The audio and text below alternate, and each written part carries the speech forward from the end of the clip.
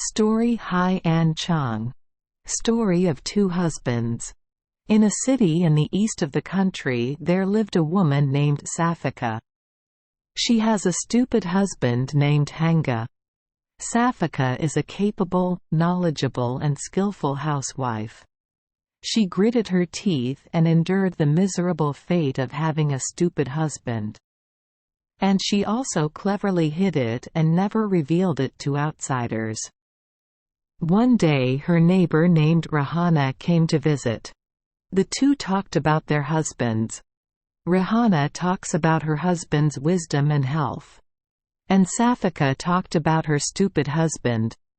As she told the story, tears rolled down her cheeks. She lamented her miserable fate of not being able to marry a good husband. Safika began to lament in a plaintive voice. "Oh, my dear neighbor, what can I say and what will I tell? Almighty God. God has punished me. He gave me a husband who is stupider than any husband in the world.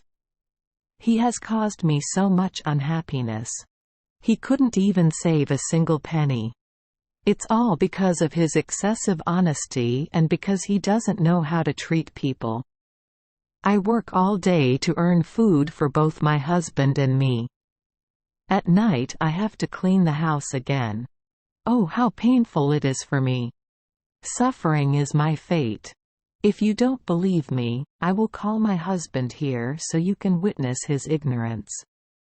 Safika immediately called her husband over and said, "Hanga, please climb upstairs and get some bread for lunch.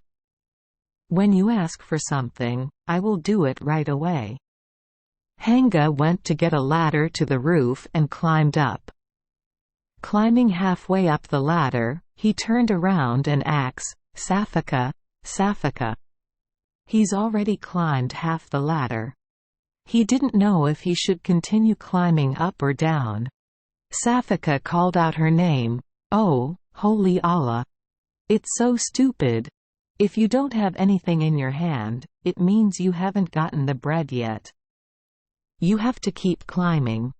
If you have bread in your hand, it means you have already taken it and then you should climb down." Hanga looked at her hand, there was nothing. Following his wife's advice, he climbed up to the roof to get bread and then climbed down. Halfway down, he cried out again, "Safika, Safika."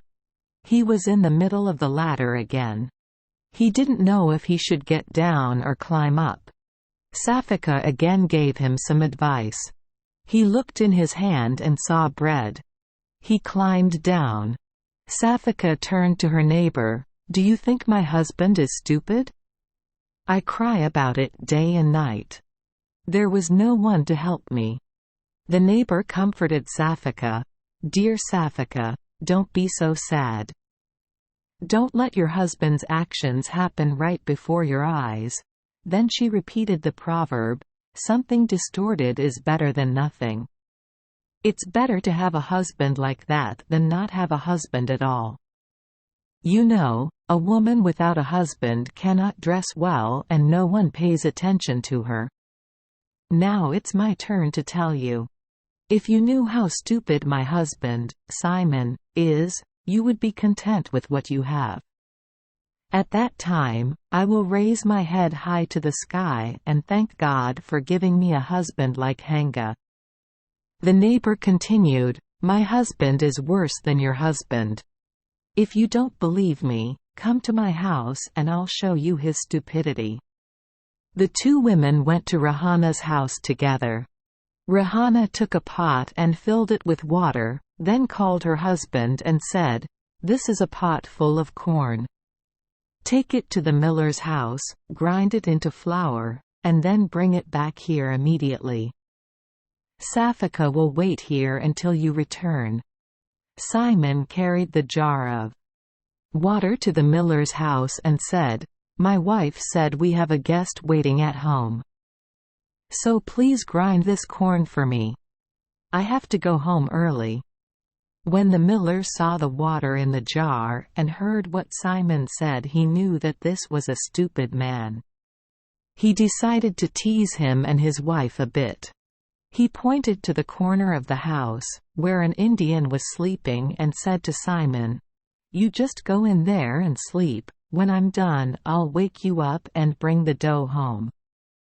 Simon listened to the miller's words, and when he fell asleep, the drunken miller came to him and shaved his beard. Then he took off Simon's hat and put the Indian hat on his head. Finally the miller woke Simon up, gave him the jar and said, "I have finished grinding, go home happily." Simon went home. His wife and neighbor were surprised to see him. His wife cried out, "Who are you? Where are you from? I am the husband of one of the two girls, but I don't remember which one." Rihanna replied, "We don't know you." Then she gave him a mirror. When he looked in the mirror, Simon realized that the face in the mirror was not his face. He never wore an Indian headdress and he always had a beard. He punched his head and cursed the miller. "You son of a bitch, miller." He woke the Indian up and gave him the powder while he let me sleep there. I will go to him immediately to ask him why he woke me up. Because if I were there, I would sleep until midnight. Please God forgive me. Safika turned back to Rihanna and said, "You're right, Rihanna. I'm still happier than you. God help you." Thank you for joining us for today's fairy tale. We hope these stories bring joy and meaning to your day. If you love our channel, please hit the subscribe button so you won't miss any exciting tales. Wishing you a good night and sweet dreams. See you in the next story.